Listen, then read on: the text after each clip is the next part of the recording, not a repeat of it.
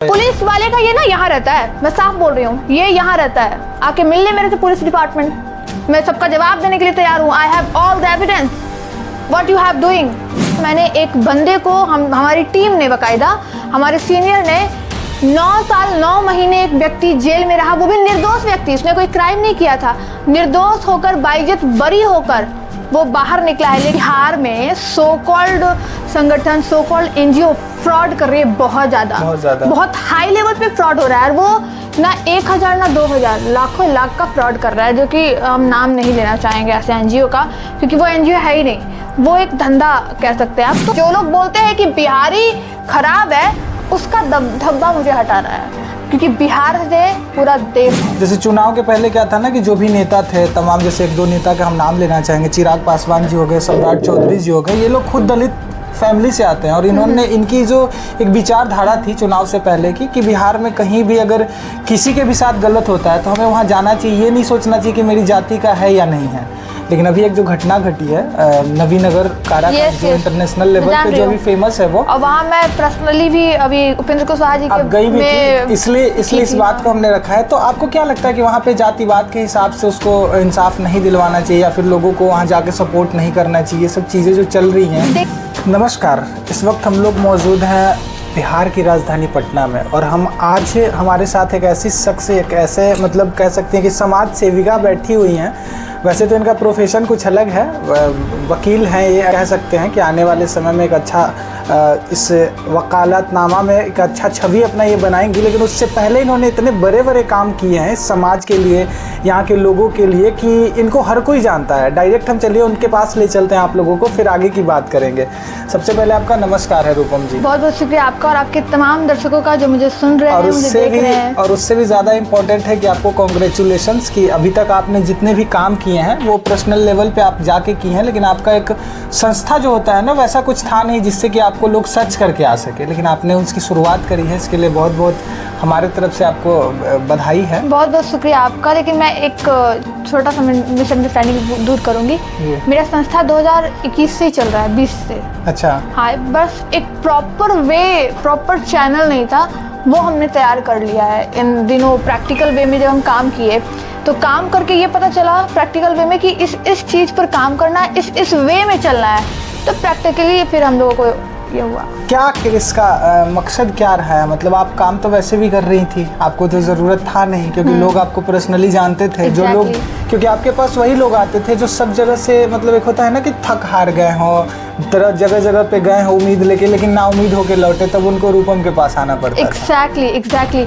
देखिए, रीज़न ये है कि बिहार में सो कॉल्ड संगठन, सो कॉल्ड एनजीओ फ्रॉड कर रही है बहुत ज़्यादा, बहुत हाई लेवल पे फ्रॉड हो रहा है। वो ना 1000 ना 2000 लाखों लाख का फ्रॉड कर रहा है, जो कि हम नाम नहीं लेना चाहेंगे ऐसे एनजीओ का, क्योंकि वो एनजीओ है ही नहीं, वो एक धंधा कह सकते हैं आप। तो मुझे लगा कि नहीं, इसको एक बार किसी के खिलाफ जाकर बोलना ये अच्छा नहीं है। ये कुछ और दर्शाता है, ये लोगों को ये दर्शा रहा है कि आप पर्सनल लेवल पर दुश्मनी निभा रहे हो या ऐसा कुछ। मेरा वो विचारधारा नहीं है, वो तो गलत मैसेज आ रहा था ना। मेरा मैसेज ये जाना था कि मेरे समाज को सही दिशा दिखाना है।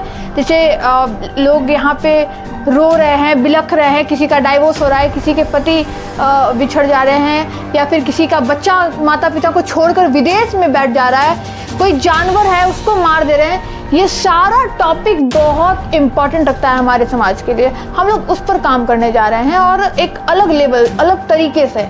और ऐसा नहीं है कि हम लोग किसी को भी उठा लिए और डाल दिए।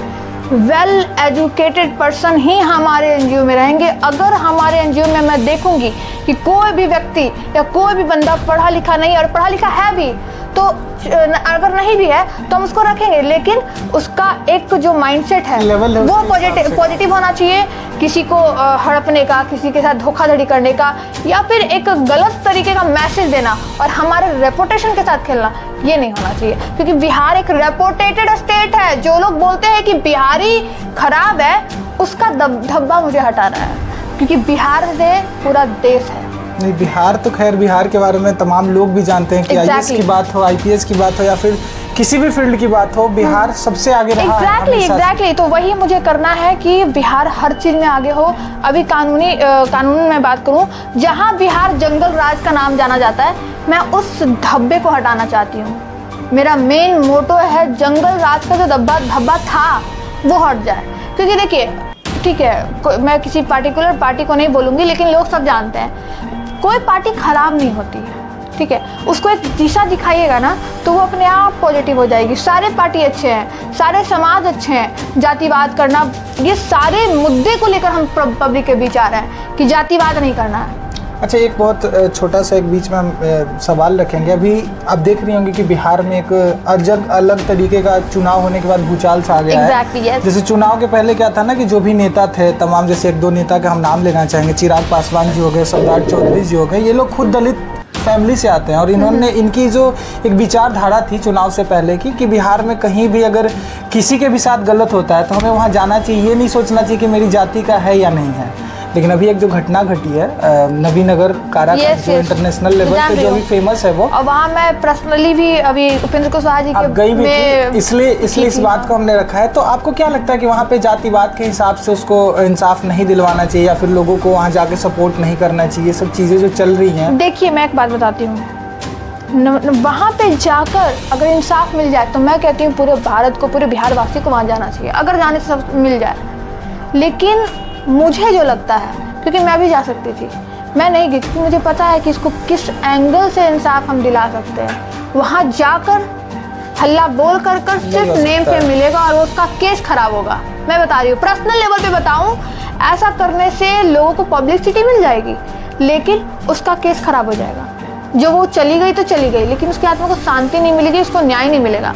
न्याय देने का तरीका, इसीलिए हमने समर्पण फाउंडेशन खोला। और आप देखे होंगे मेरा स्लोगन, आपका समर्पण फाउंडेशन, मेरा नहीं, समर्पण फाउंडेशन नाम देखिए, समर्पण यानी हम लोग आप लोगों के लिए ही समर्पित है। और आपको भी, आप रहे या कोई भी, समाज का हर एक व्यक्ति हर किसी के लिए समर्पित हो जाए। क्योंकि हम कहते हैं ना, जैसे कल मैं कथा सुन रही थी सत्यनारायण स्वामी जी का, पूजा मैं कराई ओपनिंग के में, तो एक उसमें पंडित जी एक बात बताए कि सब लोग ना कथा नहीं सुनते हैं और कहते हैं कि हमको देर हो रहा है और घर चले जाते हैं, कि हमको घर जाना है। एक्चुअली वो हमारा घर नहीं है, जिसको आप कहते हैं हम घर जा रहे हैं, वो आपके किराए का घर है। आप चाहे ये बिल्डिंग बना लो, चाहे ये मेरा प्लॉट हो, लेकिन सिर्फ मेरा ये शरीर कुछ समय के लिए धरती पर है, ये शरीर किराए का है। यहाँ तो सब कुछ एग्जैक्टली मुझे वहाँ से वो भी समझ में आया कि हम लोग क्या कर रहे हैं। और इसी विचारधारा की वजह से मैं समर्पण भी खोली। और देखिए सत्यनारायण स्वामी के कथा में भी वो चीज़ आ गई जो मेरा विचारधारा एक्चुअली में है। मैं कल पहली बार सत्यनारायण स्वामी जी का इतना अच्छा से जो है ना कथा सुनी हूँ, और उसमें जब मेरा माइंडसेट जब मैच होता मिला तो मुझे लगा कि मुझे डायरेक्ट भगवान ने ही चुना है लोगों की सेवा करने के लिए। इसीलिए मैंने समर्पण फाउंडेशन को खोला। समर्पण फाउंडेशन सिर्फ गरीबों के लिए नहीं, आप बोलेंगे गरीब के लिए, तो गरीबों के लिए नहीं। आपका एक दिमाग में, आपके जनता के दिमाग में आ रहा है सिर्फ गरीबों के लिए नहीं तो क्या अमीरों के लिए? नहीं, ना सिर्फ गरीबों के लिए। आप मेरा लैंग्वेज पकड़िए, ना सिर्फ गरीबों के लिए, ना सिर्फ अमीरों के लिए, ना सिर्फ मिडिल क्लास के लिए। हम बेसहारा का सहारा बनेंगे, क्योंकि बेसहारा हर कोई है। क्या बिल गेट्स बेसहारा नहीं हुआ था एक टाइम के लिए? सबका जिस हुआ था ना। तो जो बेसहारा है हम उनके लिए काम करेंगे, वो कोई रहे। और मेरे उम्र से मत नापिएगा, क्योंकि ये उम्र ने बहुत बड़े को तौल दिया है। अच्छा, तो समर्पण फाउंडेशन जो है बेसिकली वो अपना काम मतलब किस तरीके से शुरुआत आप मतलब कर रहे हैं नए ऑफिस के साथ? क्योंकि फाउंडेशन एनजीओ तो आपने बताया कि बहुत पुराना है और शायद है भी, लेकिन जिस तरीके से आपने नए तरीके से इस काम की शुरुआत आप जो कर रही हैं, मतलब किस तरीके से, कहाँ से शुरू हो रहा है ये चीज़? देखिए, ये पहले तो हम लोग, मेरे पास जो पुराने फाइल्स हैं जिसमें जितने का केसेस सॉल्व हो गया, जितने का केसेस नहीं सॉल्व हुआ, हम उनको अब कॉल करेंगे। हमारे पास कई ऐसे क्लाइंट है जिसमें मेरा नंबर अभी ऑफ था, जो ऑफिशियल नंबर है वो ऑफ था, उसको ऑन करूँगी। उसके बाद देखेंगे किसका कहाँ कैसे केस आ रहा है, वो उस केस को पहले हम एक साइड रखेंगे। दूसरा, मैं बेऊर जेल बहुत विजिट करती हूँ। आपको पता होगा, मैंने एक बंदे को, हमारी टीम ने, बाकायदा हमारे सीनियर ने 9 साल 9 महीने एक व्यक्ति जेल में रहा, वो भी निर्दोष व्यक्ति, इसने कोई क्राइम नहीं किया था। निर्दोष होकर, बाइज्जत बरी होकर वो बाहर निकला है। लेकिन उसमें सरकार की मैं बहुत बड़ी गलती मानती हूँ। वो इसलिए, उसमें भी उस समय माननीय नीतीश कुमार जी का सरकार था, उसमें नीतीश कुमार जी को मैं गलती दूंगी, जबकि मैं नीतीश कुमार को बहुत सपोर्ट करती हूँ। लेकिन जहाँ गलत है वहाँ तो है ना। बच्चे बोल सकते हैं अपने पेरेंट्स को कि आप यहाँ पे गलत हो, तो यहाँ पे नीतीश कुमार गलत इसलिए है कि वो बाकायदा लॉ एंड ऑर्डर पे काम नहीं कर पा रहे हैं। हमारा समर्पण फाउंडेशन लॉ एंड ऑर्डर पर भी काम करेगा और फिर हम सरकार के पास रखेंगे कि सर ऐसे ऐसे काम हमने किया और यहाँ पे फ़ायदा मिला। सिर्फ बोलने से लॉ, ठीक है आपने सब कुछ बना दिया, रोड बना दिया, पुल बना दिया, मेट्रो, मतलब बहुत अच्छा है, विशेष राज्य का दर्जा मिल जाएगा, लेकिन एक बात है कि लॉ एंड ऑर्डर पे आप कब काम करेंगे? लैक ऑफ केसेस हैं, पेंडिंग केसेस हैं, यू नो, एंड बिना मतलब का कोई जेल चला जा रहा है। और ऐसे हमारे पास एक दो केस नहीं, दर्जन भर केस आए हैं जो निर्दोष है और हमने उसको निर्दोष बाइज्जत बरी करवाया है। ये नहीं कि बेल, बाइज्जत बरी। आप देखे होंगे लाइव सिटीज पर भी मेरा केस आया है, 9 साल 9 महीने। और पता है वो बच्चा ना, मतलब समझिए तो सरकार ने उसका आर्टिकल 21 जिसको जो हर किसी का हक है उसको वायलेट कर दिया। वो बच्चा हंसना भूल गया है, हंसना भूल गया है, बिलीव करोगे आप उसको बेकसूर को अगर सजा दी जाए, और वो अब सच में क्रिमिनल माइंडेड हो गया है। उससे जब उसका मैंने काउंसलिंग किया, 1.5 घंटा मैं बैठी, जब वो जेल से निकला, प्रेस कॉन्फ्रेंस वगैरह जो भी हुआ था उसके बाद, वो व्यक्ति ऐसा कॉन्टैक्ट बताया, ऐसी चीज़ें बताया, मैं तो मतलब लगा कि ये तो जेल जाके और ये तो खूंखार हो चुका है। अगर उसको भी कोई बोल देना, उसको डांट देना, वो ऐसे सामने वाला का मर्डर करेगा ना कि उसका कोई सबूत नहीं छोड़ेगा। नहीं लगता कि इसमें उस लड़के की कोई गलती नहीं थी? कोई गलती नहीं थी, सरकार यहाँ की और यहाँ के सिस्टम ने उसको क्रिमिनल बनाया। एग्जैक्टली, सिस्टम ने क्रिमिनल बनाया। इसी तभी तो वही जो केस आया ना और जब मैंने उसकी सारी बातें सुनी तब और लगा कि मुझे और पढ़ना होगा लोगों को, क्योंकि कलम एक ऐसी ताकत है जिससे हम देश, दुनिया, समाज सब सुधार सकते हैं। मैं लड़की हूँ, क्या मेरे ऊपर उंगली नहीं उठा? अभी कितने लोग हैं, मैं आपको क्या बताऊँ, इतना ब्लैकमेलिंग हो रही है, इतनी ब्लैकमेल हो रही हूँ। लेकिन मैं बोलती हूँ हर बेटियों को, आप आगे बढ़ो, आप एकदम आगे बढ़ो। कोई बंदा आपको अगर कहे कि तुम आगे नहीं बढ़ सकती, तुमको ब्लैकमेल करेंगे, तुम्हारा न्यूड फोटो बना देंगे, तुम्हारा ये कर देंगे, वो कर देंगे, डरना नहीं है। क्योंकि ऐसा ब्लैकमेल करना, लड़की कुछ भी करे, अगर लड़का या कोई भी लड़की किसी को ब्लैकमेल करता है या करती है तो वो लायबल होती है फॉर पनिशमेंट। और कोई आम पनिशमेंट नहीं है, कोई आम भाषा में पनिशमेंट इसको नहीं मिलेगा, कोई ऐसा पनिशमेंट मिलेगा जिसकी कल्पना नहीं किए होंगे ऐसे लोग। मैं खुद ब्लैकमेल हो रही हूँ तो मैं क्या करूँ? करो, आओ सामने, अगर हिम्मत से तो मैं इसीलिए बोल रही हूँ, इसीलिए मैंने समर्पण खोला कि अगर औकात है तो आ जाओ, समर्पण से लड़ लो, अगर औकात है तो रूपम से लड़ लो। इसीलिए मैंने समर्पण खोला कि एक चैनल के थ्रू हम ऐसी लड़कियों का मदद करेंगे, एक चैनल के थ्रू हम ऐसे लड़कों का मदद करेंगे जो झूठे रेप केस में फंसाए जाते हैं। बीच में मेरे पे हमला हुआ था, याद है? उसने मेरे ऊपर हमला कराया, लड़की ने कराया, पता है आपको? लड़की और उसके पूरे टीम ने, वो पूरा अपना टीम लेके चलती है। क्या वजह थी आखिर उस हमले के पीछे? 7 फरवरी को एक केस हुआ था जक्करपुर थाना में, रेप केस, झूठा रेप केस एंड झूठा मर्डर केस। और पुलिस वाले की देखिए नाकामी। मैं एकदम, पुलिस वाले का ये ना यहाँ रहता है, मैं साफ बोल रही हूँ, ये यहाँ रहता है, आके मिलने मेरे से पुलिस डिपार्टमेंट, मैं सबका जवाब देने के लिए तैयार हूँ। I have all the evidence what you have doing and what is wrong with us, कि आप क्या क्या गलत कर रहे हो हमारे साथ। यू नो व्हाट, मैं बता रही हूँ दोस्त कि हुआ क्या था। पुलिस वाले ने देखा कि यहाँ पिंपल फूटा है उसका, सिर्फ एक छोटा सा बस पिंपल फूटा उस लड़की का। हाँ, वो लड़की अपने माथे को ना उस लड़के के सर में टकराई, जिससे उसका पिंपल था वो फूट गया, एकदम छोटा सा खून बहा। और बस वहाँ पे हल्का सा वो लगाई है रुई, और वो दिखा दी कि खून है, तो और वो दिखा दी कि खून है, और वहाँ पे अटेम्प्ट टू मर्डर का केस दर्ज करवा दी, और उसमें रेप का भी केस दर्ज करवा दी, जबकि लड़का बेकसूर था। और मैं बता दूं, थाने में जब तक आपका एफआईआर रजिस्टर्ड नहीं होता है, उससे पहले आपको कोई गिरफ्तार करे तो वो भी इलीगल है, आप पुलिस वाले को सस्पेंड करा सकते हैं। उस केस में पुलिस वाले ने लड़के को एफआईआर लॉन्च करने से पहले बैठा के रखा था, उसका भी एविडेंस है मेरे पास। मतलब पहले गिरफ्तारी हुई, बाद में एफआईआर। एग्जैक्टली, लड़की ने इसको खींच के पकड़ के थाने में बिठाया, और पुलिस वाला का देखिए बुद्धि, मैं फिर बोलती हूँ, यहाँ ये वाला बुद्धि है ना, यहाँ पे रहता हूँ लोग का, उनसे मांगेंगे स्क्रैच करके दीवार का, वो जब हम लोग सीबीआई में कर रहे थे ना, वो उनसे मांगा जाता है कि पुलिस डिपार्टमेंट आप ना हमको बस छोटा सा एक वहाँ का ना स्क्रैच या कुछ लाकर दे दो कि हम उसका एविडेंस निकाल सके, तो वो पूरा दीवार तोड़ के ले आता है, पूरा एक ईंटा उठा के ले आएगा। ऐसा है ये पुलिस डिपार्टमेंट। तो रूपम जी से अगर मतलब जैसे जो इसीलिए मैं बोल रही हूँ कि जिसको पुलिस पे भरोसा नहीं है, पुलिस भी ऐसा नहीं है कि हर जगह गलत होती है, कुछ पुलिस वाले ऐसे हैं, कुछ वाकई मेरे नोन में है कुछ ऐसे पुलिस वाले जो कि ट्रांसपेरेंसी के साथ काम करते हैं, बट मैं 90% पुलिस वाले को देख रही हूँ।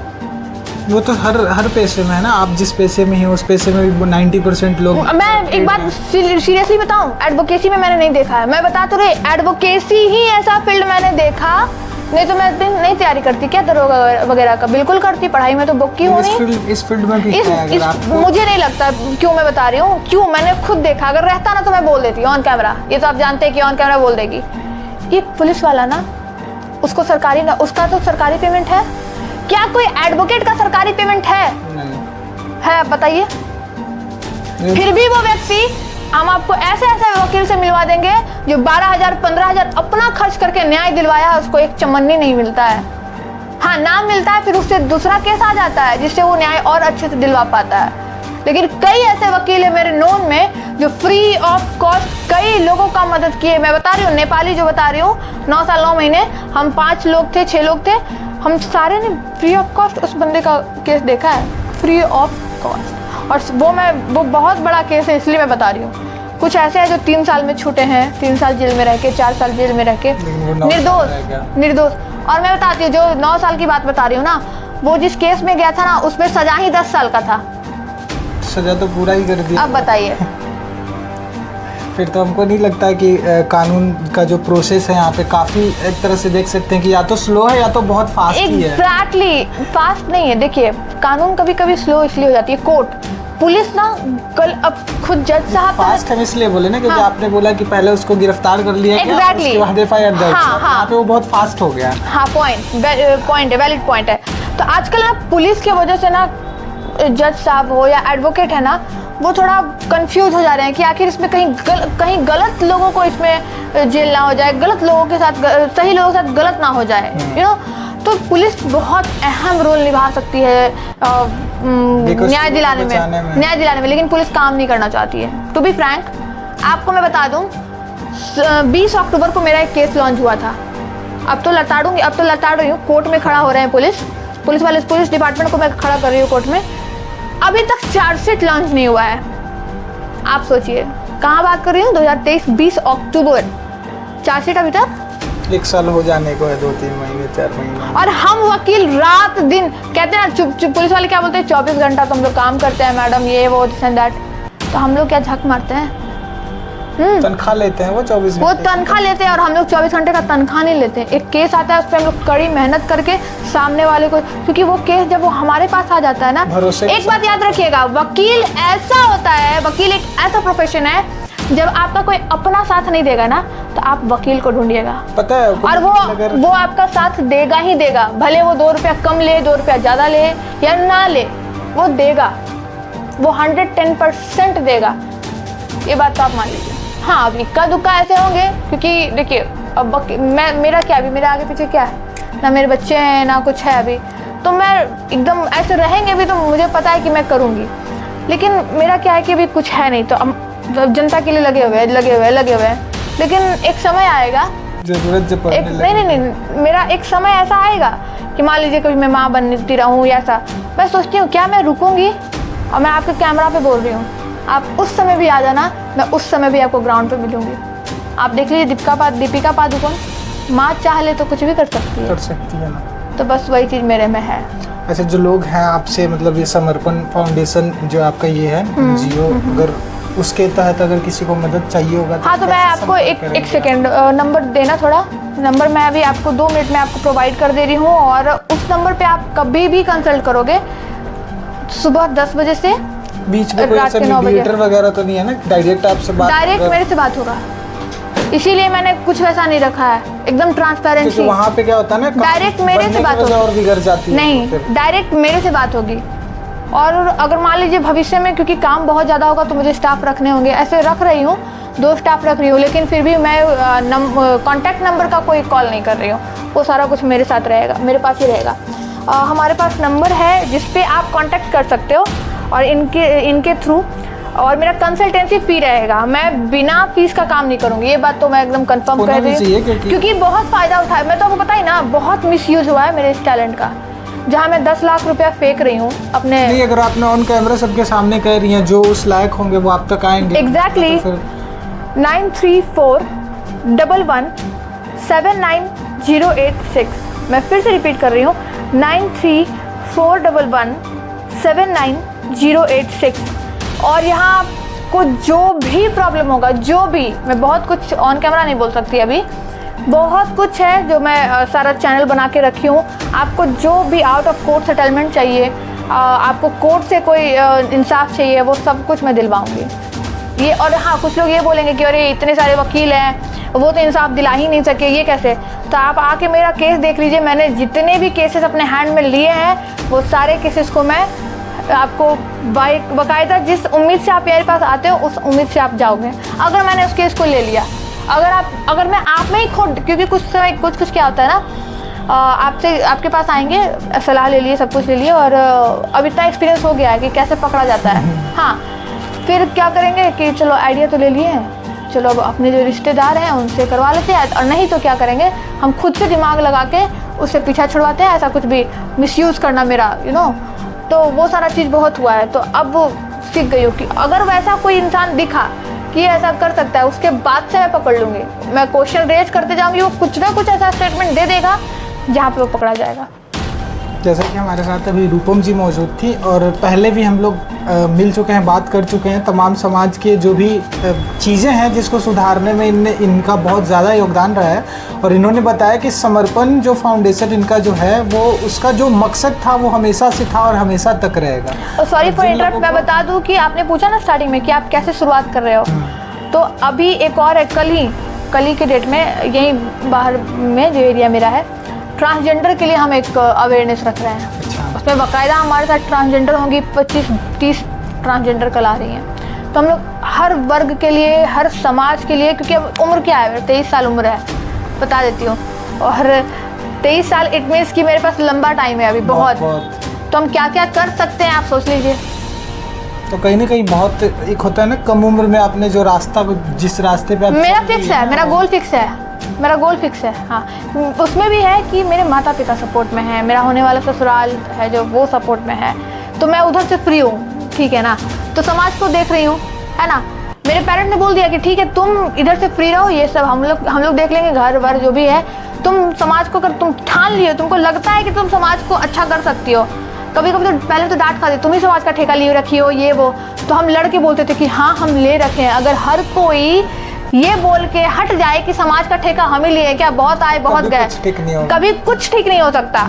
आपके 100 में 10 लोग, अगर 100 लोग आए, मान लीजिए कल 30 लोग आ रहे हैं, 30 में 10 तो जरूर मेरे से प्रभावित होंगे, 10 तो जरूर होंगे, वो 10 मेरा सक्सेस होगा। और 20 जो नहीं हो पाया, वो क्यों नहीं हो पाया, उस पर हम काम करेंगे।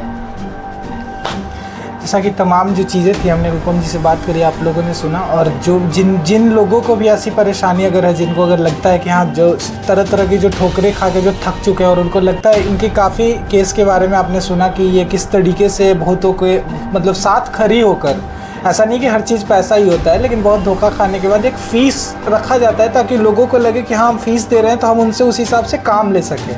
तो इस वजह से इनका एक दायरा फिक्स हुआ है, एक फ़ीस रखा गया है मिनिमम से मिनिमम। तो जो चीज़ें हैं, बाकी जिन लोगों को भी इनसे मिलना होगा, इन्होंने अपना नंबर शेयर किया, आप इनसे डायरेक्ट बात कर सकते हैं। और अगर इनका नंबर नहीं लगे कभी, तो आप हमारे पास भी फ़ोन कर सकते हैं, ताकि जब हम आपको इनका और एक बात, आप ये मत समझिए प्रमोशन वीडियो में 1 रुपया भी इनको नहीं दिया, हमको नहीं दी है, 1 रुपया भी नहीं दिया। ये है समाज, इनके काम से प्रभावित होकर हम हमेशा इनसे मिले हैं। और इस बार भी हमको बहुत अच्छा लगा कि अब तक जो चीज़ें मतलब सिटी से थोड़ी सी दूर पे इनके ऑफिस थे, जिस वजह से लोग नहीं पहुंच पाते थे, अब ये बीचों बीच में आ गई हैं। बहुत अच्छा लगा हमको, इसलिए सबसे पहले हम ही इनसे मिलने आए हैं। काफ़ी अच्छा लगा। बाकी आप लोगों को जो भी लगता है हमारे साथ शेयर कीजिएगा, और देखते रहिए द बिहार टीवी चैनल।